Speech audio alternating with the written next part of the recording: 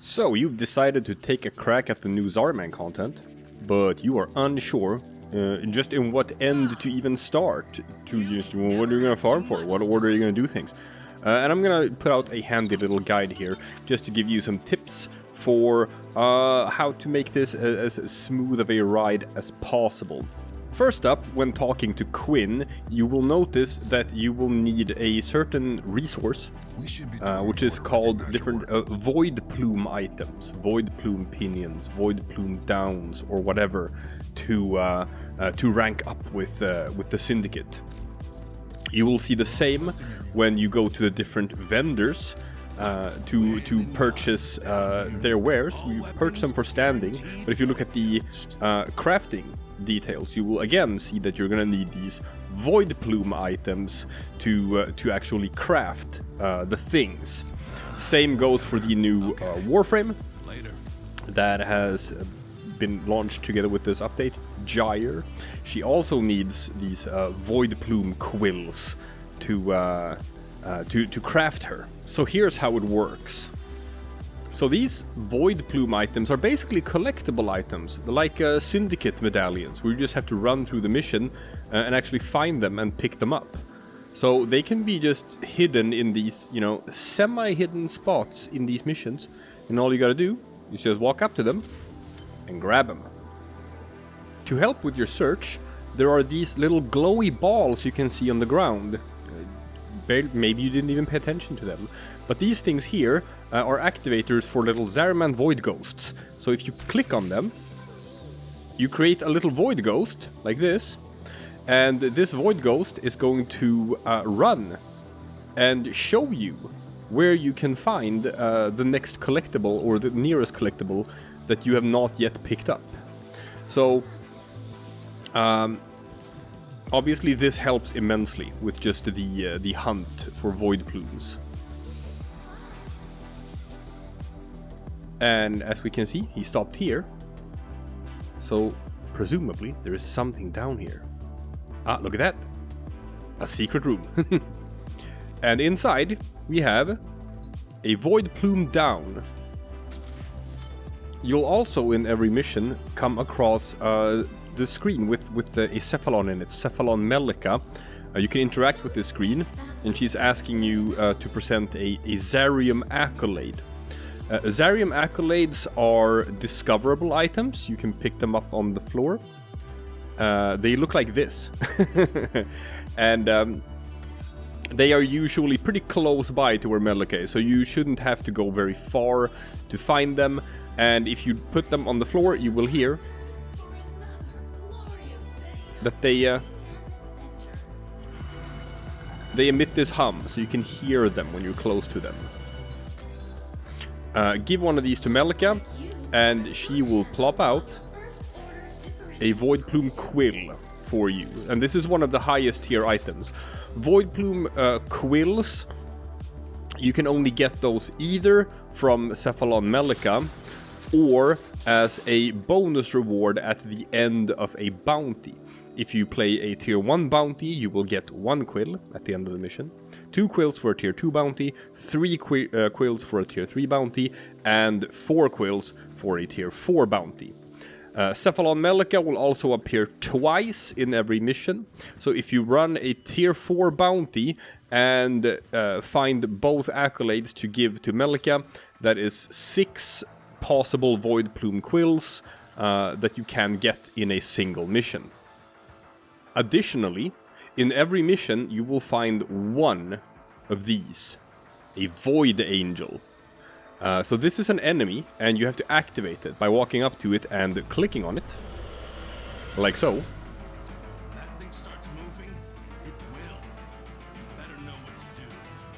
And this will trigger a mini-boss event where you have to fight against this Void Angel. First up, I like to use my operator to remove its armor, to make the fight a lot easier.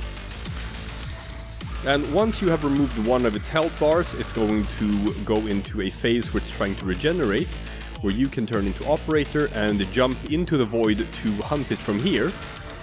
And here you will have to do another little mini-boss event, sort of like the Nihil boss fight, where you first have to whittle it down with your operator amp.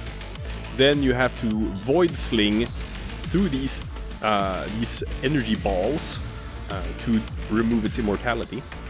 Once you've done that, you can continue to whittle it down until it dies in this phase as well. Like so. You will then be teleported back out into reality, where you have to do this one more time, whittle down another one of its health bars. Like so. Go back into the void, and fight it once more in the void. And now you can actually kill it. Once you have taken out the Void Angel, this will reward you with a Void Plume Pinion, which is the highest level of Void Plumes, and killing Void Angels is the only way of getting these pinions. So since one Void Angel will spawn in every mission, I recommend that you always take the time to find it and kill it, because you're gonna need quite a lot of these pinions, quite a lot. Through playing the mission, you will also get these resources called Void Gel Orb, Thrax Plasm, and Entrati Lanthorns. Thrax Plasms you get by killing the Thrax enemies that spawn in the mission, but you will just be getting these three resources sort of naturally just by playing the content. It's not something you have to go out of your way to farm for. If you just play enough, you'll have enough of these three resources. So don't worry too much about them.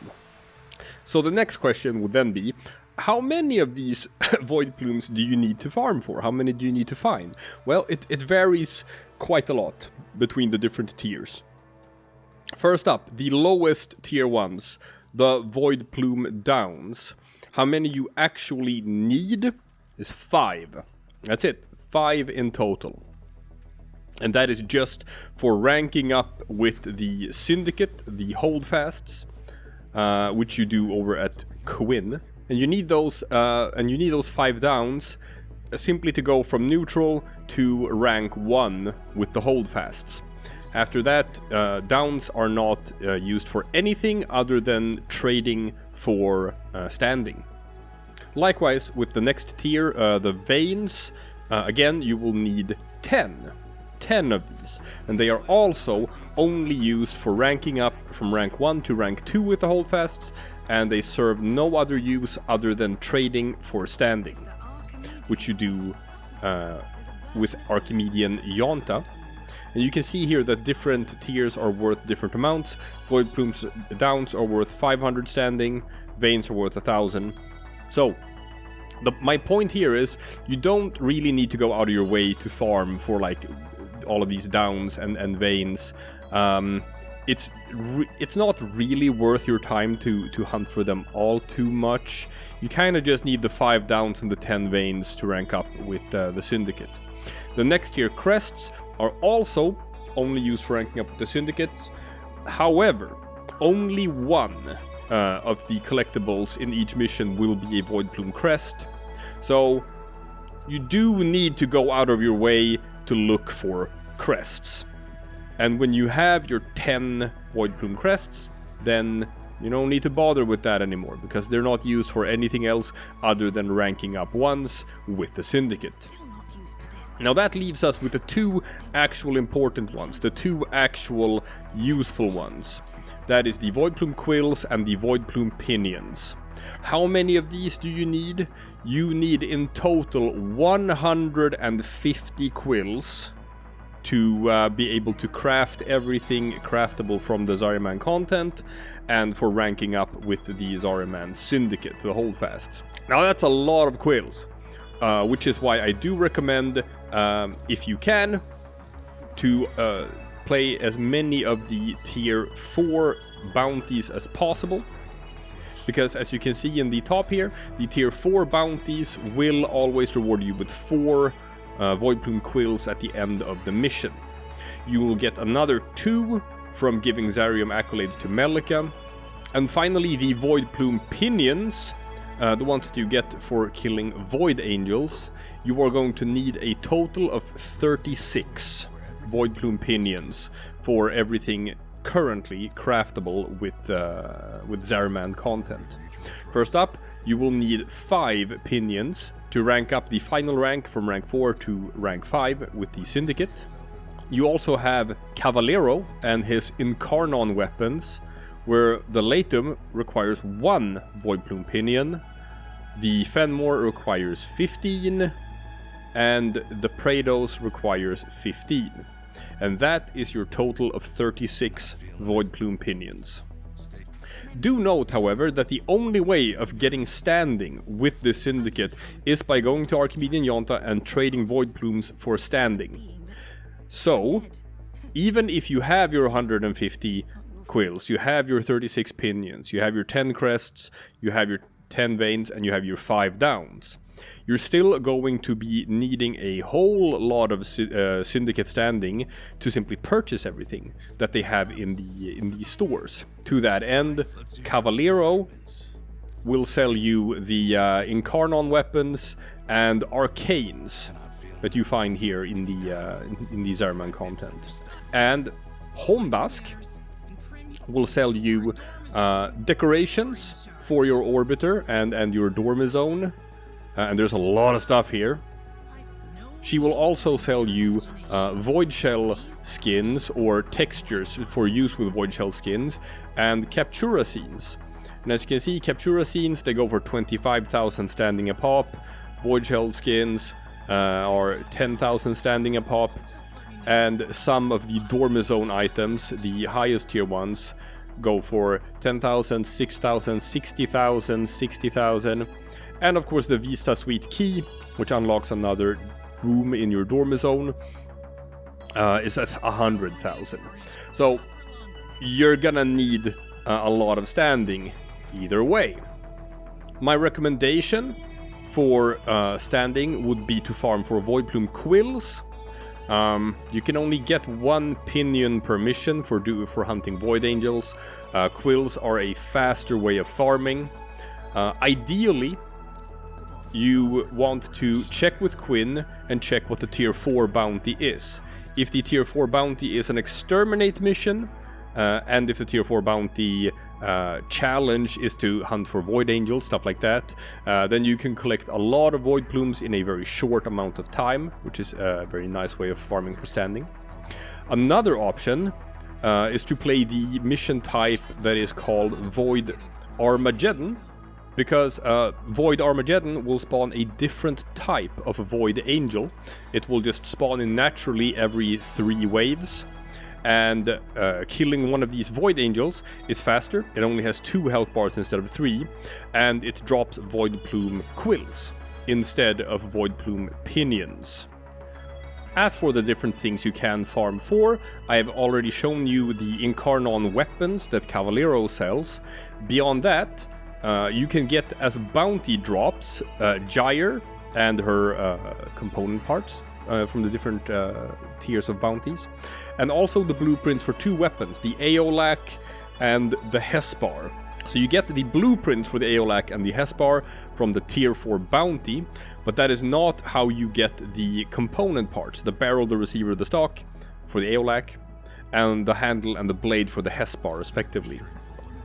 Those are instead drops from the C rotation of the endless missions. So sometimes you can play these endless missions as bounties, if you want to get those bonus quills in the end, or if you just want to run these modes endlessly, you can simply choose them from your navigation screen or from this console, where you can just pick the mission type and play it for as long as you want. All of these missions follow an AABC rotation with different conditions for fulfilling them before you get your reward. Void Flood, for example, will give you a reward for every 3 ruptures sealed, which means you have to seal 12 ruptures to get one of the C tier rewards. Void Cascade will give you a reward for every 4 Exolizers spent, which means 16 exolizers for a tier C reward. Void Armageddon will give you a reward for every successful 3 waves of defense. So that is 12 waves of defense for a tier C reward. Void Flood can give you 2 component parts for the Aeolac. Void Armageddon can give you 1 component part for the Hespar. And Void Cascade can give you 1 part for the Aeolac and 1 part for the Hespar. Now, since you need a whole lot of Voidplume quills to rank up with the Syndicate, to get your standing, and to craft items, you are going to be running the tier 4 bounty a whole lot. Over and over again, until you get the blueprint for Gyre and the blueprints for the Hespar and the Aeolac. They will just come naturally just because you're going to be running that bounty so many times anyway. The lower tier bounties, you can run those until you get the Gyre part that you're after, until you have all 4 Gyre parts. And after that, simply run the endless missions, the Void Flood, Void Cascade and Void Armageddon missions, for long enough to get a pop at the tier C reward, and run those missions until you have all of the component parts you need. And after that, all that's left is just standing, and more standing, until you can clean out the stores to your heart's content. Worth noting though, is that these arcanes that Cavalero sells, they also come as enemy drops from the Thrax enemies, from the Void Angels, etc.